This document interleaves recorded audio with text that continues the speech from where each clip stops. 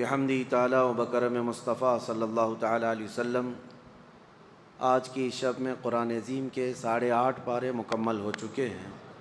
اللہ عز و جل بقیہ قرآن عظیم کی تلاوت صحیح تجوید سے کرنے اور آپ سب کو سماعت کرنے کی توفیق عطا فرمائے۔ انشاءاللہ العزیز ایک اور دن لمبی تراویح کے بعد پھر آپ نارمل ہو جائیں گے انشاءاللہ۔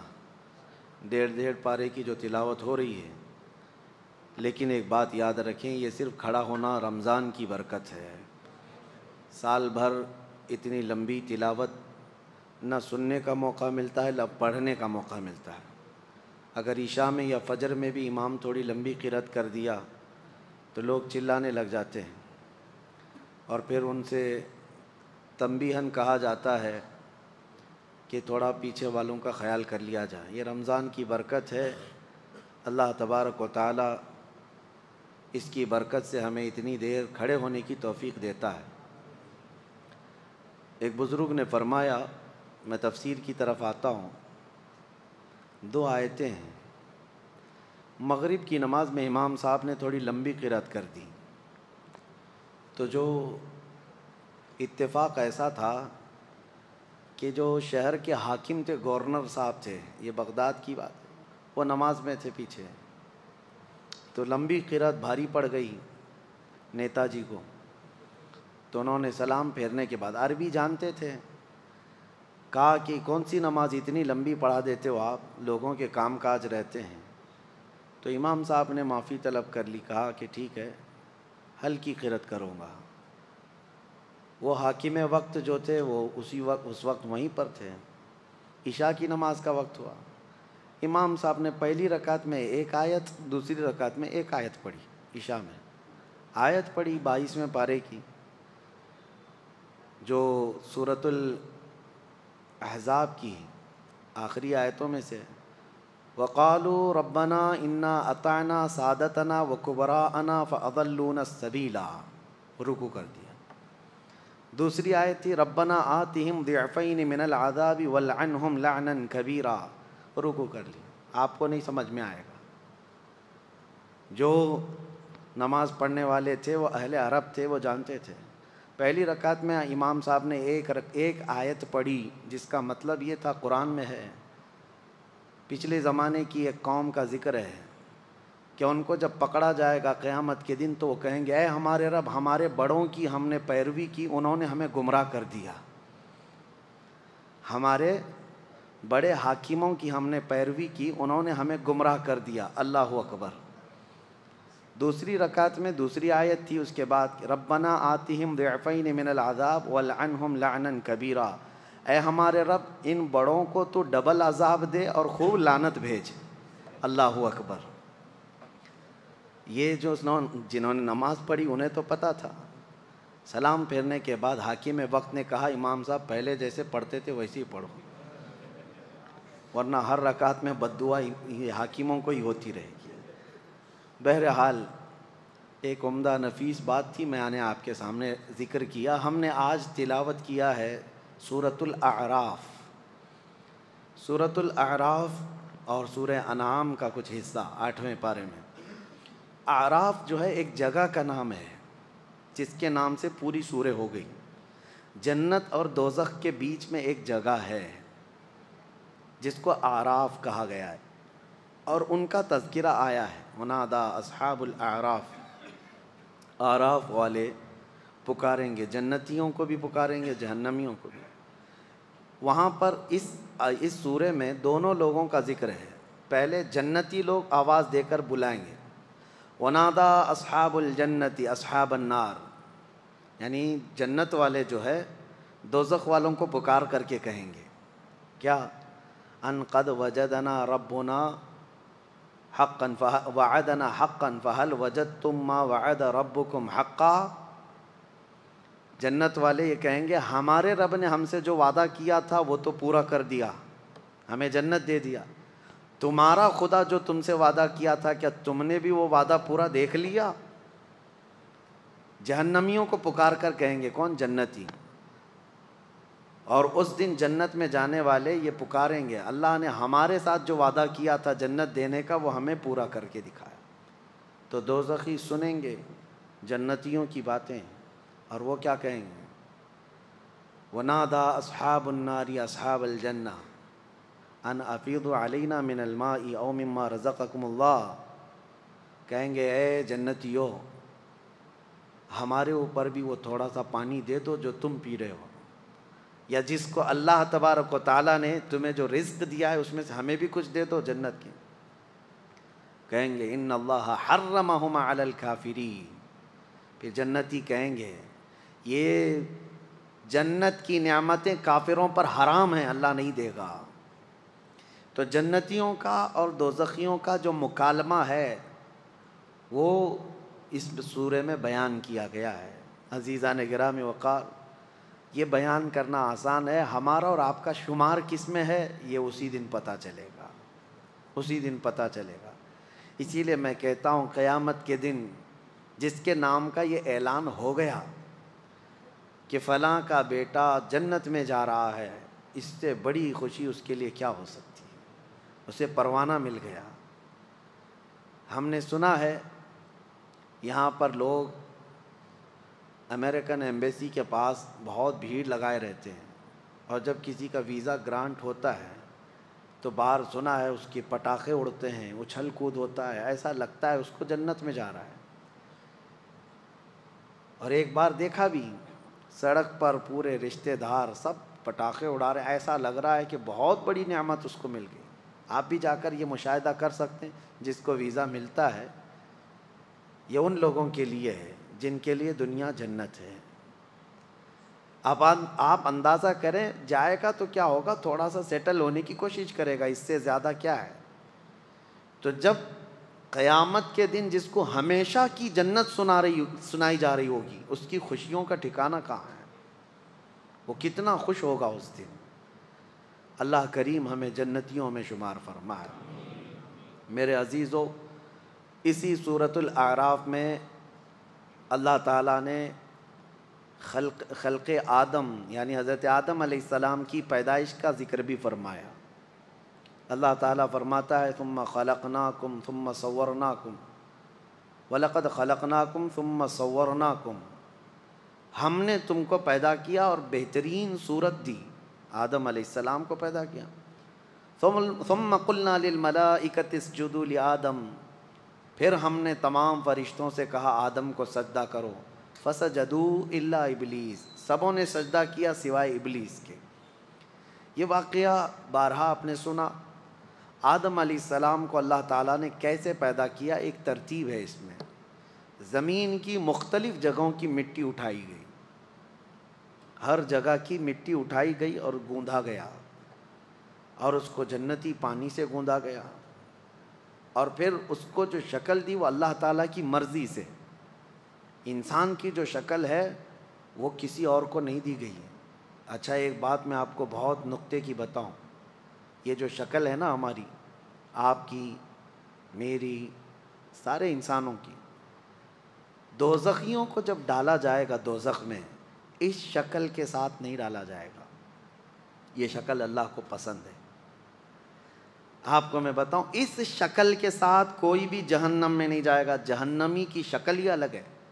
حضور صلی اللہ علیہ وسلم نے فرمایا جہنمی کی شکل کہ اگر وہ بیٹھ جائے مکہ اور مدینے کے درمیان جو مسافت ہے وہ پوری گھیر لے گا، یعنی 450 کلومیٹر کا چوڑا ہوگا۔ 425 کلومیٹر مکہ اور مدینے کے درمیان ہے۔ حضور فرماتے ہیں ایک جہنمی اتنا چوڑا ہوگا، اتنا بڑا اونچا ہوگا۔ عذاب بھی تو چکنا ہے، یہ چھوٹے جسم کو کیا عذاب ہو، بڑا بنایا جائے گا اور اس کو عذاب چکھایا جائے گا۔ اس کے کانوں کے بارے میں کہا گیا ہے کہ ایک ایک پہاڑ کے برابر تو ایک کان ہوں گے اس کے۔ شکل بہت الگ ہوگی دوزخ میں جانے کی۔ اب ایک بہت نفیس بات میں آپ سے کہہ رہا ہوں، کیا ہی عمدہ بات کہی مفسرین نے کہ آخر اس شکل میں کیوں نہیں ڈالا جا رہا ہے۔ فرمایا گیا اس لیے کہ اللہ کے محبوب کی بھی یہی شکل ہے، اور اللہ اپنے محبوب کے مثل شکل کو دوزخ میں ڈالنا نہیں چاہتا، شکل بدل دی جائے گی۔ لیکن میرے عزیزو ایک بات خلقت آدم کو ذکر کرنا ہے تو یہاں ایک چھوٹی سی بات ایولیوشن کے متعلق بھی عرض کر دوں۔ ڈاروینزم آپ کو پتہ ہے، ایک سائنٹسٹ ہے جس نے ایک تھیوری لوگوں کے سامنے پیش کی، اور کچھ انت بھگت ہیں آنکھ بند کر کے یقین کرتے ہیں کہ ہم بندر کے بچے ہیں۔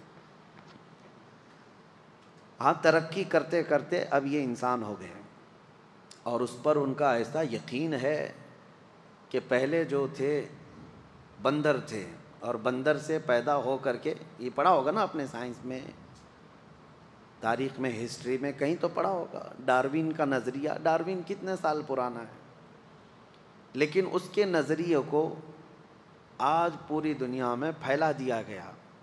یہ اور بات ہے کہ اس کا نظریہ ابھی باطل بھی قرار دیا، بعض لوگوں نے اس کو انکار بھی کر دیا گیا ہے۔ امریکہ کے بڑے بڑے سینئر اداروں کے اندر اس نظریے کو باطل بھی قرار دیا جا رہا ہے، لیکن آج ہمارے ملک میں بھی اور کئی جگہوں پر اس پر لوگ جمے ہوئے ہیں کہ نہیں، بندر کی اولاد ہے۔ پہلی بات تو جواب یہ ہے کہ الحمدللہ ہم آدم کی اولاد ہیں۔ ہم کس کی اولاد ہیں؟ آدم علیہ السلام کی۔ بندر والوں کو میں کہتا ہوں، پوچھتا ہوں کہ ایک بار ایولیشن ہوا، یعنی بندر تھا ان کا دادا، اور اولاد جو ہے بڑھتے بڑھتے بڑھتے انسانوں کی طرح ہو گئی، تو یہ پروسیس کنٹینیو کیوں نہیں ہو رہا ہے؟ یعنی ایک ہی بار بندر سے انسان پیدا ہو گیا، اب انسان سے گھوڑا کیوں نہیں پیدا ہو رہا ہے؟ اب انسان سے کوئی کتا بھی ہو جائے؟ بات سمجھ میں آ رہی ہے؟ اس تھیوری کو انہوں نے آج تک پیش نہیں کیا، وہ بھی بغیر دیکھے اس پر یقین کرتے ہیں۔ یہ بات میں آپ کو اس لیے عرض کر رہا ہوں، بڑے طمطراق سے کچھ ایتھیسٹ بھی اس طرح کے سوالات کرتے ہیں، ملحد لوگ، ناستک لوگ، جن کو دین دھرم سے کوئی تعلق نہیں، لیکن سائنس ان کا خدا ہے، سائنس کی ہر بات کو مانتے ہیں۔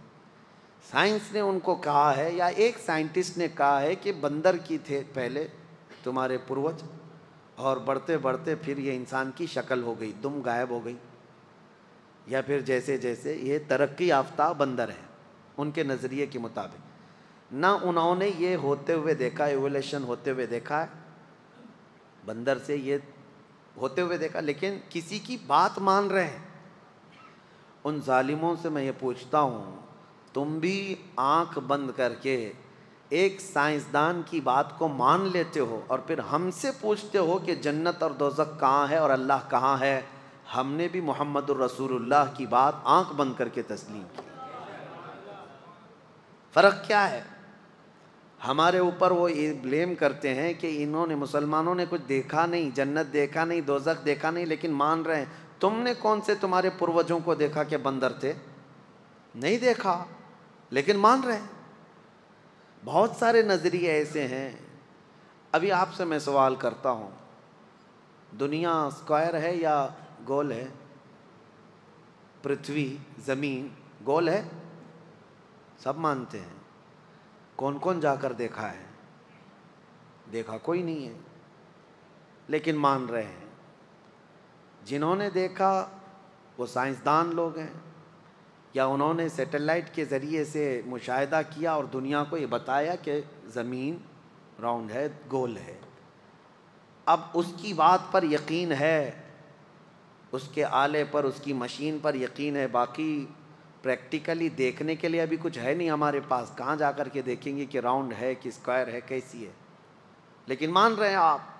فرق اتنا ہی ہے، وہ ظالم بھی آنکھ بند کر کے مانتے ہیں سائنس کی بات کو، لیکن الحمدللہ ہم اس محمد الرسول اللہ کی بات کو جب مانتے ہیں جو اللہ کا سب سے محبوب نبی ہے، اور ایسی خبریں اس رسول نے ہمیں دی ہیں جو 1400 سال کے بعد وقوع پذیر ہو رہی ہیں، تو کیوں ہم رسول کریم صلی اللہ تعالیٰ علیہ وسلم کی باتوں کو یقین نہ کریں؟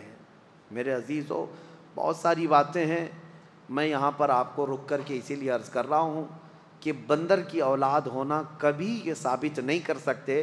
ہم نے کسی سے پوچھا تھا تو کہتے ہیں ہڈیاں فلاں فلاں دونوں سیم دکھتی ہیں اس لیے۔ ارے مینڈک کی بھی سیم دکھتی ہیں، آپ دیکھیں۔ اور آپریشن کے لیے اکثر جو پریکٹس کے لیے میڈیکل لیب وغیرہ میں مینڈک کو استعمال کیا جاتا ہے، چوہے کو استعمال کیا جاتا ہے، تو کیا صرف 2 پیر ہو جانا، 2 ہاتھ ہو جانا یا پھر ریڑھ کی ہڈی ہونا یہ سیم ہونے کی علامت ہے؟ نہیں، بلکہ انسان ہی ہے، انسان ہی سے پیدا ہوا ہے اور اس سے بھی انسان ہی پیدا ہوگا، اس سے بھی انسان ہی پیدا ہوگا۔ آپ اگر وہ تھیوری مانتے ہیں ایولیوشن کی تھیوری، جو کہتے ہیں کہ پہلے کچھ تھا ابھی کچھ اور ہے اور بعد میں کچھ اور ہو جائے گا، اس کو ہم نہیں مانتے، یہ اسلامی نظریہ نہیں ہے، یہ اسلامی نظریہ نہیں ہے۔ اب سنیے، آدم علیہ السلام کی پیدائش اللہ تبارک و تعالیٰ نے فرشتوں کے ذریعے سے پورا جسم بنایا، اور جب وہ جسم بن گیا تو اس پر بارش برسائی گئی، اور پھر اس کے بعد اللہ فرماتا ہے ایسے اس کو پکا کر دیا جیسے مٹکا بجتا ہے، ٹک ٹک ٹک کی آواز، اس طرح آواز آتی تھی پورے پتلے سے، بجنے والی مٹی جس کو کہا گیا ہے۔ اس کے بعد پھر اس میں روح ڈالنے کا وقت آیا تو روح ڈال دی گئی، لیکن روایات میں یہ ملتا ہے کہ روح نکل کر باہر آ گئی۔ روح چونکہ ایک نور ہے، اللہ کا حکم ہے۔ اس کے بعد روح سے پوچھا گیا تو روح نے کہا اندر اندھیرا بہت ہے جسم کے اندر، تو پھر رب ذوالجلال نے آدم علیہ السلام کی پیشانی میں نور محمدی کو رکھا، اپنے رسول کے نور کو رکھا، پھر روح ڈالی گئی، روح قرار پائی۔ سب سے پہلے آدم علیہ السلام کو چھینک آئی اور پہلا جملہ ان کی زبان سے نکلا الحمدللہ۔ سب سے پہلا جملہ زبان سے کیا نکلا؟ الحمدللہ۔ دیکھو اللہ کے کلام قرآن کی ابتدا بھی کہاں سے ہو رہی ہے؟ کہاں سے ہے؟ الحمدللہ۔ یہ الحمدللہ کا بہت بڑا مقام ہے، آپ اندازہ نہیں کر سکیں گے۔ اللہ نے اپنے کلام کی ابتدا الحمد سے کی، انسان کی زبان کا پہلا کلمہ بھی کہاں سے ہوا ہے؟ الحمدللہ۔ آپ کی نمازیں بھی جو شروع ہوتی ہیں الحمدللہ سے شروع ہوتی ہیں۔ اب آپ کو میں یہ بات بھی بتا دوں، نبی پاک صلی اللہ علیہ وسلم نے اکثر دعائیں بھی جو آپ کو سکھائی ہیں نا، وہ سب الحمدللہ سے اکثر ہے۔ کھانے کے بعد جو دعا کرنا ہے کیا ہے؟ الحمدللہ الذی اطعمنا وسقانا وکفانا۔ سو کر کے اٹھنے کے بعد بھی آپ کو دعا کرنا ہے الحمدللہ الذی احیانا بعدما اماتنا والیہ النشور۔ ارے رفع حاجت سے باہر آئیں گے استنجا سے تو دعا کرنا ہے آپ کو الحمدللہ الذی اذھب عنی الاذی وعافانی۔ کپڑے پہننے کے وقت دعا ہے، ہر جگہ الحمدللہ کا ذکر سب سے زیادہ ہے۔ آدم علیہ السلام جب روح کے ساتھ کھڑے ہوئے، ایک حسین و جمیل صورت تھی آدم علیہ السلام کی، بہت خوبصورت تھے۔ فرشتے دیکھنے کے لیے آنے لگے، جگہ پورا مجمع لگ گیا فرشتوں کا کہ ایک نئی مخلوق بنی ہے۔ پھر اللہ نے فرمایا اس کو میں زمین میں اپنا نائب بناؤں گا، اپنا خلیفہ۔ اور انسان اللہ کا خلیفہ ہے، اللہ کا خلیفہ ہے۔ کوئی پیر صاحب خلافت نہیں بھی دیے تو چلے گا، آپ فخر سے کہو کہ میں اللہ کا خلیفہ ہوں۔ اللہ کا خلیفہ نائب ہے، کیوں؟ اس لیے کہ وہ اللہ کے احکام زمین میں نافذ کر رہا ہے، اللہ کی حکومت زمین میں قائم کر رہا ہے، وہ اللہ کا خلیفہ ہے۔ تو اب آپ کو میں بتاؤں، آدم علیہ السلام کو جب اللہ نے یہ فرمایا کہ میں خلیفہ بناؤں گا تو فرشتوں نے یوں کہا کہ مولا کیوں تو ایسے کو خلیفہ بنائے گا کہ زمین میں جانے کے بعد انسان قتل و غارت کرے گا، فساد مچائے گا، خون ریزیاں کرے گا۔ فرشتوں کو کیسے معلوم تھا کہ یہ جانے کے بعد یہ سب ہونے والا ہے؟ مفسرین فرماتے ہیں اس لیے کہ انسانوں سے پہلے اس زمین پر اللہ نے جنات کو بھیجا تھا، جنات پورے آباد تھے اور انہوں نے بہت قتل و غارت کیا، فساد مچایا، تو پھر ان کو اس زمین سے بھگا کر کے جزیروں میں، آئی لینڈ کی طرف بھیج دیا گیا، جنگلوں کی طرف، جزیروں کی طرف ان کو بھیج دیا گیا کہ زمین خالی کرو اللہ کی۔ پھر یہ نئی مخلوق انسان کو اتارا گیا۔ پھر بھی کہیں کہیں سے چھوٹ کر کے جنات آ جاتے ہیں، لیکن ان کا مقام یہ نہیں ہے زمین۔ اور جن کو ایسا لگتا ہے کہ ہمارے گھر میں آئے، اس کی آنگھ میں آئے، اس کی آنگھ میں آئے، مجھے تو 90% نہیں آنے والے دکھتے ہیں، 10% ہو جاتے ہیں۔ جنات کا آنا ہے، ایسے واقعات ہے، لیکن یہ نہیں ہے کہ جنات کو کوئی اور کام دھندہ نہیں ہے کہ خالی وہ انسانوں کے اوپر چڑھتے رہیں گے، ایسا نہیں، ان کے بھی کام ہیں، ان کے بھی ہاں اسلام ہے، کفر ہے، ان کے ہاں معاش ہے، بہت سارے معاملات ہیں، جیسے ہمارے ہاں ہیں ویسے ان کے ہاں بھی ہیں۔ ابھی جیسے میں آپ کو بتاؤں، آپ میں سے بھائی سب بیزی ہیں، کچھ بزنس میں ہے، کوئی جاب میں ہے، کوئی ہے، میں آپ کو کہوں جاؤ کسی جن پہ جا کے چڑھو تو آپ بھی کہیں گے میرے گھر بار کو کون دیکھے گا۔ اسی طرح جنات بھی خالی نہیں ہے، فالتو نہیں ہے، کچھ ان میں بھی فالتو ہوں گے جیسے ہم میں ہوتے ہیں، وہ پریشان کرتے ہوں گے۔ تو جنات کی یہ زمین تھی، ان کو بھگایا گیا، ان کو اس سرزمین سے نکالا گیا، اور پھر آدم علیہ السلام کو بھیجنے کا اللہ تعالیٰ نے ارادہ فرمایا۔ فرشتوں نے اسی بات کی وجہ سے کہا تھا کہ یہ بھی ویسی مخلوق ہوگی، یہ بھی جا کر کے قتل و غارت، خون ریزی کرے گی، گناہ کرے گی، تو رب تعالیٰ نے یہ فرمایا میں جو جانتا ہوں وہ تم نہیں جانتے۔ فرشتوں کو یہ جواب دیا۔ پھر اس کے بعد فرشتوں کے سامنے دنیا کی چیزوں کو اللہ نے پیش کیا۔ وہ چیزیں کیا تھی؟ ہر طرح کی چیز، یعنی یوں سمجھ لو درخت ہے، پیڑ ہے، اس کے اندر کا پتا، پھول، تنا، ہر چیز کا ایک نام ہے نا، انگلی کا بھی نام ہے، انگوٹھی کا نام ہے، ہر چیز کا ایک ایک نام ہے۔ تو چیزیں جو دنیا میں ہونے والی تھیں اللہ نے وہ فرشتوں کے سامنے پیش کیا اور پوچھا اس کا نام کیا ہے، اس کا نام کیا ہے، اس کا نام کیا ہے۔ فرشتوں نے کہا مولا ہمیں تو اتنا ہی جانکاری ہے جتنا تو نے ہمیں سکھایا ہے، یہ سب چیزوں کے بارے میں ہمیں علم نہیں۔ پھر آدم علیہ السلام کے پاس یہ سب چیزیں پیش کی گئی۔ آدم علیہ السلام نے شروع سے لے کر آخر تک ہر چیز کا نام بتایا کہ یہ ہے، یہ فلاں ہے، یہ فلاں ہے، یہ فلاں ہے، یہاں تک کہ بعض مفسرین فرماتے ہیں دنیا میں پیدا ہونے والوں کے نام بھی بتائے آدم علیہ السلام، اور تقریباً دنیا میں بولی جانے والی ہر زبان آدم علیہ السلام جانتے تھے، ساری زبانوں کا ان کو علم رہا۔ اب آپ اندازہ کرو یعنی ابو البشر آدم علیہ السلام کو جب پوری کائنات کی ہر شے کا علم ہے تو سید الانبیاء کو کتنی چیزوں کا علم ہے۔ ہمارے آقا و مولا صلی اللہ علیہ وسلم جن کے بارے میں قرآن خود کہتا ہے وَعَلَّمَكَ مَا لَمْ تَكُنْ تَعْلَمْ، اے محبوب ہم نے آپ کو وہ سب سکھا دیا جو کچھ نہیں جانتے تھے، وہ سب میں سب کچھ آیا، سب کچھ آیا۔ آدم علیہ السلام نے جب ساری چیزوں کے نام بتا دیے تو اللہ نے فرمایا اے فرشتو اب آدم کو سجدہ کرو۔ یہ سجدہ تعظیم کا سجدہ تھا، سب سجدے میں گر گئے۔ جانتے ہیں یہ سجدہ کتنا لمبا تھا؟ یہ سجدہ 500 سال کے قریب کا تھا، فرشتوں کا سجدہ۔ اٹھے لیکن ابلیس کو کھڑا ہوا دیکھا تو دوبارہ سجدے میں چلے گئے فرشتے، شکر میں کہ مولا ہم تو گمراہوں میں سے نہیں ہیں، جو تو نے حکم دیا ہم اس کی پیروی کر گئے۔ دوبارہ فرشتے سجدے میں گئے۔ اب ابلیس کھڑا رہ گیا، اللہ نے اس سے پوچھا کیوں تو نے سجدہ کیوں نہیں کیا؟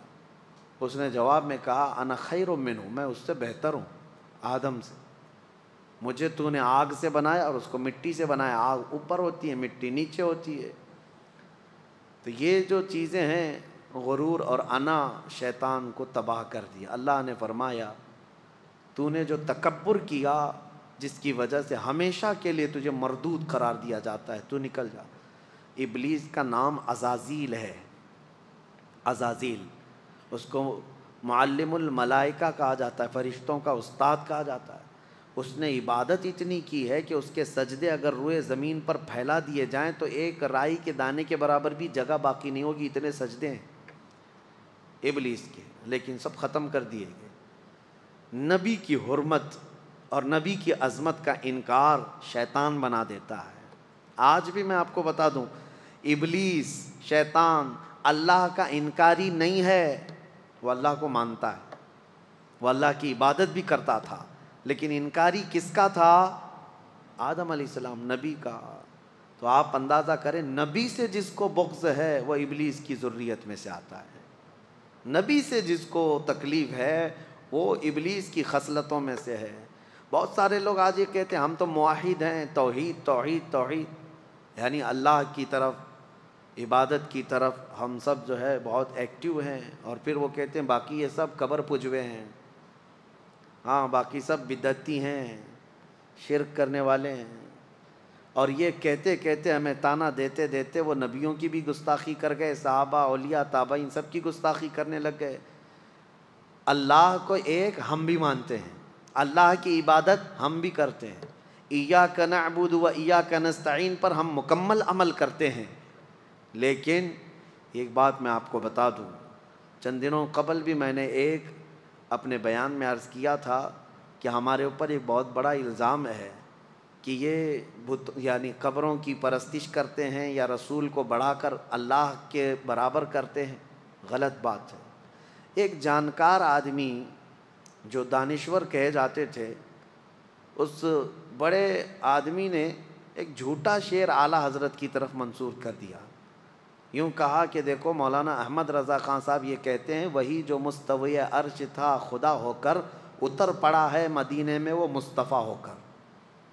ان کا شعر ہے، یعنی جو خدا آسمانوں میں مستوی تھا وہ مدینے میں مصطفیٰ بن کر کے اترا ہے. کیا آپ کا یہ عقیدہ ہے؟ کیا نبی پاک صلی اللہ علیہ وسلم کی شکل میں اللہ اترا ہے؟ ایسا اگر کوئی عقیدہ رکھتا ہے تو ہم اس کو مشرک کہتے ہیں. حلول کا عقیدہ ہمارا نہیں ہے، یہ اعلیٰ حضرت کا شعر ہے ہی نہیں. لیکن تم طراق سے کچھ لوگ ان کی طرف منسوب کر کے اور اس پہ بھی بڑے بڑے بیانات بھی دے جاتے ہیں. بیچاروں کے علم کی کمی ہے. میں آپ کو بتاؤں، امام اہل سنت فاضل بریلوی نے حلول کا عقیدہ تو چھوڑو، قبروں کے سامنے جھکنے کو منع فرمایا، قبر سے 4 قدم دور کھڑے ہونے کا حکم دیا، قبر کو چومنے سے بھی منع کیا، سجدہ تو دور کی بات ہے چومنے سے بھی منع کیا، دور کھڑے رہے. عبادت ہمارے ہاں صرف اور صرف اللہ رب العزت کی ہے، صرف اللہ رب العزت کی ہے. نبی پاک صلی اللہ تعالیٰ علیہ وسلم کی ہم عظمت کرتے ہیں. اب میں آپ کو بتاؤں ان میں اور ہم میں فرق اتنا ہی ہے کہ وہ توحید کے نام پر نبی کو گرا دیتے ہیں، لیکن ہم کیا کہتے ہیں؟ میں مانتا ہوں اے عقل والو میرا محمد خدا نہیں ہے، مگر دلوں میں یہ نقش کر لو کہ وہ خدا سے جدا نہیں ہے. یہ ہمارا، ہم نبی اکرم صلی اللہ تعالیٰ علیہ وسلم کی عظمت کو دل و جان سے تسلیم کرتے ہیں. اسی لیے اعلیٰ حضرت نے فرمایا ہے مومن وہ ہے جو ان کی تعظیم پہ مرے دل سے. مومن وہ ہے جو ان کی تعظیم پہ مرے دل سے. نجدی بھی تو کرتا ہے تعظیم مرے دل سے، نجدی بھی تو کرتا ہے تعظیم دونوں جگہ مرے دل کا مطلب سمجھ گئے نا؟ ہاں ہوشیار لوگ ہیں سمجھ جائیں گے. ابلیس نے سجدہ نہ کر کے ہمیشہ کے لیے مردود ہونا قبول کر لیا. اب سنو، اللہ فرماتا ہے میں تجھے وقت دیتا ہوں قیامت تک کا. اس نے کہا فَبِمَا أَغْوَيْتَنِي لَأَقْعُدَنَّ لَهُمْ صِرَاطَكَ الْمُسْتَقِيمَ. مولا میں تیرے سیدھے راستے پر بیٹھ جاؤں گا، اور جو اس راستے سے گزرے گا میں دائیں بائیں آگے پیچھے سے آ کر کے اس کو گمراہ کروں گا. اللہ تعالیٰ نے فرمایا ٹھیک ہے تو گمراہ کرتے رہے، لیکن اللہ فرماتا ہے لَأَمْلَأَنَّ مِنْكَ وَمِمَّنْ تَبِعَكَ، یعنی جہنم کو میں تجھ سے اور تیرے پیروکاروں سے بھر دوں گا. اللہ نے فرمایا. اب یاد رکھو میرے عزیزو، جو ابلیس کے پیچھے چلا اللہ اس سے دوزخ کو بھر دے گا. اب اس نے سٹارٹنگ کہاں سے کیا؟ شروعات کہاں سے کی؟ آدم علیہ السلام کو پیدا کرنے کے بعد اللہ نے آدم علیہ السلام کو جنت میں رکھا. جنت میں. ہمارا اصلی گھر کہاں ہے؟ ہمارے باپ کا گھر جنت ہے. اصلی گھر وہی ہوتا ہے نا، باپ کا گھر. آدم علیہ السلام جنت میں تھے، لیکن ایک بے قراری تھی، اکیلے تھے. انسان اکیلا نہیں رہ سکتا، تو اللہ تعالیٰ نے ان کی بائیں پسلی سے ایک عورت پیدا کیا جو ہماری ماں ہے، حضرت حوا. آدم علیہ السلام جب انہیں دیکھتے ہیں حوا کو، جنت میں پیدا ہوئی عورت. عورت کہاں پیدا ہوئی ہے؟ جنت میں پیدا ہوئی ہے. جنت کی نعمتیں جتنی حسین ہیں، اسی لیے دنیا میں اسے حسن دیا گیا ہے. آدم علیہ السلام اس کی طرف بڑھنے لگے تو رب تعالیٰ نے فرمایا تمہارے لیے ابھی حلال نہیں، اس کا مہر دو۔ تو مہر دینا جنتی قانون ہے، یہ جنتی قانون۔ آدم علیہ السلام نے پوچھا مولا یہاں کیا مہر دوں؟ رب تعالیٰ نے فرمایا تمہاری اولاد میں اخیر زمانے میں میرا ایک محبوب نبی پیدا ہوگا، محمد صلی اللہ علیہ وسلم، زمین میں آسمانوں میں احمد، ان پر 20 بار درود بھیجو تمہارا مہر ادا ہو جائے۔ آدم علیہ السلام کا مہر کیا تھا؟ درود مصطفیٰ، حضور اکرم صلی اللہ علیہ وسلم پر درود بھیجا۔ اب حضرت حوا اور آدم علیہ السلام ساتھ ساتھ رہ رہے تھے، اچھے خاصے رہ رہے تھے، لیکن ایک آرڈر تھا ان کو دونوں کو، لا تقربا هذه الشجرہ، ایک درخت کی طرف اللہ نے حکم فرمایا تھا اس کے قریب مت جانا۔ وہ درخت جنت میں ہے لیکن اللہ کی حکمت، منع کیا گیا تھا قریب مت جانا اس درخت کے، اگر جاؤ گے تو پھر غلط ہو جائے گا، غلط ہو جائے گا، تو وہ نہیں جاتے تھے۔ اب شیطان کا جو مقابلہ شروع ہوا انسان کو گمراہ کرنے کا، تو وہیں سے شروع ہوا۔ ابلیس جو ہے آسمانوں پر جاتا تھا اس وقت، اور فرشتوں کے بیچ اس کا آنا جانا سب لگا تھا، تو وہ جنت کے دروازے تک گیا اور دونوں کو بلا کر کے بات چیت کرنے لگا، ان کی تعریف کیا، کیا نعمتیں ہیں آپ کی، بہت خوبصورت زندگی ہے، لیکن مجھے اندیشہ ہے، ڈر ہے کہ آپ کو اللہ نکال نہ دے جنت سے۔ تو گھبرا گئے، کہا کیوں نکالے گا اللہ تعالیٰ؟ کہا اس لیے کہ وہ درخت جو ہے اسی کے اندر حکمت ہے، وہ جو کھا لے گا اس کا پھل وہ ہمیشہ جنت میں رہے گا، نہیں کھائیں گے تو نکلنا پڑ سکتا ہے۔ اس نے ایسی پٹی پڑھائی، یعنی جس کو کہتے ہیں گمراہ کرنے کے طریقوں کے ساتھ۔ آدم علیہ السلام کے پاس اس نے اس طرح کہا، آدم علیہ السلام پھر بھی منع کرتے رہے، نہیں میرے رب کا حکم ہے میں نہیں کھاؤں گا۔ لیکن بی بی حوا نے کہا آپ نہیں کھائیں گے، میں توڑ کے لاتی ہوں، میں توڑ کے لاتی ہوں، پھل کھا لیں گے دونوں۔ اللہ نے قریب جانے سے منع کیا، کھانے سے منع تھوڑی نہ کیا۔ یہ بھی شیطان کی دلیل تھی، شیطان کی دلیل۔ کچھ لوگوں کے پاس ابھی ایسی منطق ہوتی ہے، لفظوں کی منطق، یہ نہیں کہا یہ نہیں کہا، مقصد کیا ہے اس کا وہ تو پتہ ہے۔ تو حضرت حوا نے کہا میں توڑ کر کے لاتی ہوں، وہ توڑ کر کے لے بھی آئی۔ وہ کس چیز کا پھل تھا واللہ عالم، درخت سے پھل لے کر کے آئی۔ آدم علیہ السلام نے آدھا کھا لیا، وہ بھی آدھا کھا لی، جیسے ہی کھائے ان کے کپڑے اتر گئے، جنت میں ہی سے لباس اتر گیا پورا۔ وہ گھبرائے بہت زیادہ، شیطان اپنا کام کر چکا تھا، وہ چلا گیا۔ تو وہاں تو درخت تھے جنت کے، ان درختوں سے انہوں نے پتے لیے اور اپنے جسم کو چھپایا، درختوں کے پتوں سے اپنے جسم کو چھپایا۔ اتنی ہی دیر گزری تھی، قہار و جبار خدا کا اعلان ہو گیا، اہبطوا منہا جمیعا، اس جنت سے تم سب کے سب نکل جاؤ، زمین میں جاؤ۔ اللہ کا حکم تھا، آدم علیہ السلام اور حضرت حوا ہی تھے، لیکن حکم جمع کے لیے سب کے سب نکل جاؤ۔ تفسیر میں فرمایا تھے تو دو ہی، لیکن اللہ فرمایا تم سب کے سب نکل جاؤ۔ حکم کا مطلب مفسرین فرماتے ہیں آدم علیہ السلام کی پیٹھ میں جتنی اولاد تھی سب سے کہا گیا سب نکل کے جاؤ، سب کو حکم تھا کہ سب نیچے آؤ۔ آئے، لیکن اللہ تعالیٰ نے سب کو الگ الگ جگہ اتارا۔ جنت سے جو چیزیں اتاری گئی تھی، دو درخت جنہوں نے پتے دیے تھے، اور بعض روایات یہ بتاتی ہیں کہ ایک سانپ تھا، ایک مور تھا، ان کو بھی اتار دیا گیا مدد کرنے کی وجہ سے۔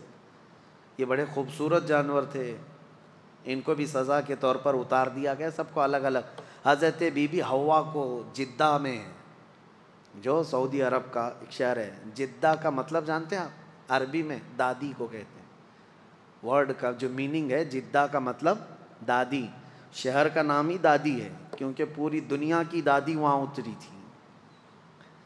اور حضرت آدم علیہ السلام کو ہندوستان میں اتارا گیا، سب کو الگ الگ الگ، ایک درخت کو ادھر ایک درخت کو ادھر، اور آپس میں سب کے دشمنیاں بھی ڈال دی گئیں۔ ابلیس کو بھی بھیج دیا گیا، اب اس کے بعد اس کو وہاں جانے پر پابندی لگا دی گئی، اب تو جنت کے قریب بھی نہیں آئے گا، فرشتوں کے بیچ میں بھی نہیں آئے گا، اب جب بھی وہ جانے کی کوشش کرتا ہے فرشتے اس سے مار کے بھیجتے ہیں. جو تارا ٹوٹنے کی جو چیزیں نظر آتی ہیں اس کو کہا گیا ہے یہ جو ستارہ ٹوٹنا شہاب ثاقب ہے یہ فرشتوں کی مار ہے. جو شیطان اوپر جانے لگتا ہے تو اسے مار کے بھیجتے ہیں. کیوں جاتا ہے وہ بھی میں بتاؤں. وہ اپنے مریدوں کو کچھ خبریں لے کر آنے کے لیے جاتا ہے. اس کے جو بابا لوگ ہیں, جوتش لوگ ہیں, چٹی والے بھی ہیں, وہ ابلیس جاتا ہے سن کر کے آتا ہے. فرشتوں کے درمیان بات چیت جو ہو رہی ہوتی ہے نا, اللہ کے احکام بندوں میں ابھی کیا کیا ہونے والا ہے, تو یہ جا کے چوری کرنے جاتا ہے. تو فرشتے وہاں سے مار کے بھیجتے ہیں, پھر بھی آدھا سن لیتا ہے اور آدھا اپنی طرف سے ملا کر کے جوتشوں کو بتاتا ہے, نجومیوں کو بتاتا ہے. اور جو سفلی لوگ ہیں, سفلی عمل کرتے ہیں جو ابلیس کو راضی کرتے ہیں, سفلی, سلفی نہیں.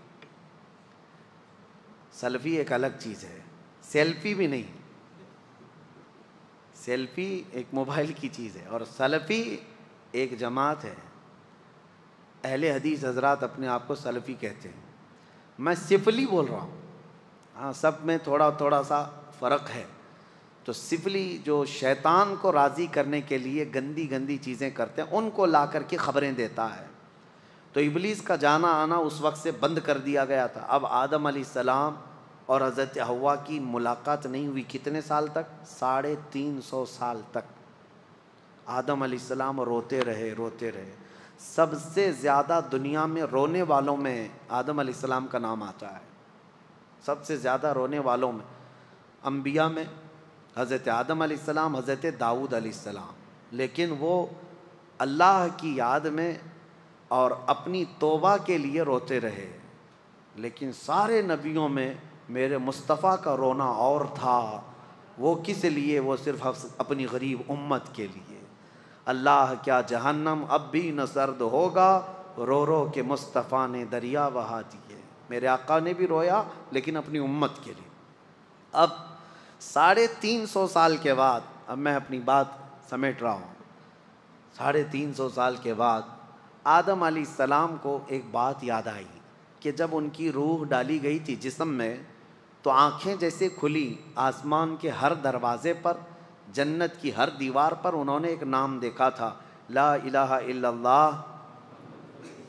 حضور صلی اللہ علیہ وسلم کا نام وہاں پر احمد ہے. حضور کا نام اللہ کے نام کے ساتھ ہر جگہ انہوں نے دیکھا تھا. آدم علیہ السلام نے 350 سال کے بعد یوں عرض کیا, اے مولا, جو نام تجھے سب سے زیادہ پسند ہے, جس نام کو تو نے اپنے نام کے ساتھ رکھا ہے, اس کے وسیلے سے عرض کرتا ہوں میری توبہ قبول فرما. قرآن میں بھی رب تعالیٰ فرماتا ہے فوراً اللہ نے جبرائیل امین کو بھیجا, ہے صفی اللہ کو حاجت رسول اللہ کی. وہ جہنم میں گیا جو ان سے مستغنی ہوا, میرے آقا سے جو دور ہوا, اعلیٰ حضرت فرماتے ہیں دوزخ میں جائے گا. ہے خلیل اللہ کو حاجت رسول اللہ کی. حضور اکرم صلی اللہ علیہ وسلم کے وسیلے سے توبہ قبول ہوئی. جبرائیل امین علیہ السلام آئے, بشارت دی کہ اللہ تعالیٰ نے آپ کی توبہ قبول فرمائی. اب آپ کو حکم دیا جاتا ہے. آدم علیہ السلام جب آئے تھے تو جبرائیل علیہ السلام خود ہی ان کو یہاں کی کھیتی باڑی اور کام کاج سکھا کر گئے تھے. جنت کے 3 دانے لا کر کے دیے تھے, یعنی ایک گیہوں کا دانہ اور ایک کوئی دانہ, یہ 3 دانے وہ اتنے بڑے بڑے تھے دانے, جنت سے لائے گئے تھے. اور وہ بو کر کے اس کی کھیتی اور اس کی فصل اگا کر کھانے پینے کے طریقے ساری چیزیں آدم علیہ السلام کو وہ دے کر کے گئے تھے. اور یہ روایت میں ملتا ہے جنت کا آیا ہوا دانہ بہت بڑا تھا, اور پہلے کے دور میں اناج بڑے ہوتے ہوتے چھوٹے چھوٹے, اس میں ایولیشن ہوا ہے. اب جو گیہوں کا دانہ وہ پکڑنے میں بھی نہیں ملتا.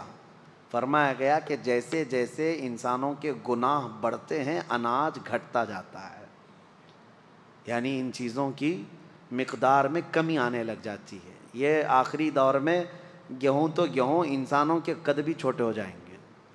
پہلے لوگ 8-8 10-10 فٹ کے ہوتے تھے, اور آدم علیہ السلام کی ہائٹ تو 60 فٹ کی تھی. 60 فٹ اتنی لمبی بتائی گئی ہے. تو پہلے کے دور کے بعد یہ جو گھٹتی ہوئی آئی ہے لیکن ایک بات پھر میں بتا دوں، کوئی کنفیوز نہ ہو، اس تھیوری پہ نہ چلے جائے کہ انسان اب بدل گیا. نہیں، انسان ہی تھا، انسان ہی ہے آج بھی. پہلے یہ اور بات ہے کہ ہائٹ بڑی تھی، جسم بڑا تھا، لیکن زمانے کے مرور ایام کے ساتھ ساتھ انسانوں کی ہائٹ کم ہوتی رہی. اور میرے آقا نے فرمایا قیامت کے قریب یہ لوگوں کے قد بھی کم ہوتے چلے جائیں گے. اب قریب اور قیامت کے ناٹے لوگ ہی رہیں گے. ہاں، اور یاجوج ماجوج کی جو شکل بتائی گئی وہ بھی بہت چھوٹی چھوٹی قد کے ہوں گے، جیسے چائنیز ہوتے ہیں. ہاں، ان کی آنکھیں چھوٹی چھوٹی ہوں گی، جیسی ان کی شکل ہے، لال رنگ کے ہوں گے، یہی شکل بتائی گئی ہے. اور پوری دنیا گھومیں گے، ہر چیز کھا جائیں گے جیسے چائنیز کھاتے ہیں. ہاں، یہ اس لیے بھی میں بول رہا ہوں کہ بعض جو دانشور ہیں، ایک امریکہ کے بڑے ڈاکٹر ہیں، انہوں نے کہا میری تحقیق کے مطابق یاجوج ماجوج آ گئے، وہ چائنیز ہی ہیں. دنیا میں سب سے زیادہ تعداد بھی ان کی ہے، اور سب سے زیادہ دنیا میں پھیلے بھی وہی ہیں، اور ہر چیز، ہر کیڑا مکوڑا سب کھاتے بھی وہی ہیں. لیکن ایسا نہیں ہے. یاجوج ماجوج ایک قوم ہے، وہ آئے گی، لیکن وہ اتنے سالوں تک چائنا کی طرح جیتی نہیں رہے گی. ہاں، وہ فساد مچائیں گے، لیکن چند دنوں کے بعد اللہ تعالیٰ ان کی گردن میں ایک کیڑا پیدا کرے گا. کوئی وائرس ہوگا اس زمانے کا، کوئی کورونا آئے گا، اور اس سے وہ ایک ساتھ پورے کے پورے ہلاک ہو جائیں گے. اور جو ڈاکٹر صاحب امریکہ کے جو میں کہہ رہا ہوں، وہ بڑے دانشور ہیں، مسلم اسکالر ہیں. ان کی تھیوری کے حساب سے انہوں نے جو کہا یاجوج ماجوج یہ چائنیز ہی ہیں، اس اعتبار سے شاید کورونا بھی چائنا میں آیا، ان کے اور یقین ہو گیا ہوگا، ان کو اور یقین ہو گیا ہوگا کہ حدیث میں جو کہا گیا، اچھا یہ جو وائرس آیا یہ گردن میں ہی زیادہ پکڑتا تھا، ان کو اور زیادہ یقین ہو گیا ہوگا. لیکن یقین ان کو اس وقت فیل ہو جانا چاہیے کہ یہ چائنیز مرے زیادہ نہیں ہے. لیکن یاجوج ماجوج پوری کی پوری قوم ختم ہو جائے گی. بہرحال بات ادھر ادھر نہ جائے، قد جو ہے کم ہوتا چلا جائے گا قیامت کے قریب. آدم علیہ الصلاۃ والتسلیم کی خلقت کا یہ پورا واقعہ آج سورۃ الاعراف میں ہم نے ملاحظہ کیا ہے. اللہ کریم ہم سب کو قرآن عظیم کی ہر آیت پر عمل کی توفیق عطا فرمائے. حکم یہ ہے اللہ تعالیٰ کا کہ یہ واقعہ بیان کیوں کیا گیا؟ اس لیے کہ اللہ فرماتا ہے کہ شیطان آج بھی ہے جو دور سے تمہیں دیکھ رہا ہے. کہیں جیسے تمہارے باپ اور تمہاری ماں کو اس نے جنت سے نکالا تھا، ایسی ہی دنیا میں تمہیں اللہ اس کی رسول کی رضا سے باہر نہ کر دے. تم ہمیشہ الرٹ رہو، اس کے کسی داؤ کو اپنے اوپر حاوی ہونے نہ دینا. ہمیشہ ایک بات یاد رکھنا، ہم جنت سے آئے تھے، ہم جنت میں ہی جائیں گے انشاءاللہ، اور ہمارا وہی وطن ہے. اسی کو شاعر نے کہا ہے کہ جب تو پیدا ہوا تھا تو روتا ہوا دنیا سے آیا تھا. کیوں؟ اس لیے کہ ہماری روحیں جنت میں تھی، اور جب اپنا اصلی گاؤں چھوٹتا ہے تو روتے ہوئے آتا ہے بچہ. اور شاعر نے کہا ہے اب ایسی زندگی گزار کہ جانے کے وقت سب رو رہے ہوں اور تیرے لبوں پر مسکراہٹ ہو. کیوں؟ اس خوشی سے تم مسکراتے ہوئے جاؤ کہ اپنے اصلی وطن جا رہا ہوں، اپنے گاؤں جا رہا ہوں، اور ہمارے باپ کے گھر جا رہا ہوں. اللہ کریم ہم سب کی قسمت میں جنت عطا فرمائے. رمضان کی برکت سے اللہم انا نسألک الجنت ونعوذ بک من النار. اللہم انا نسألک الجنت ونعوذ بک من النار. اللہم انا نسألک الجنت ونعوذ بک من النار. وآخر دعوانا ان الحمد للہ رب العالمین.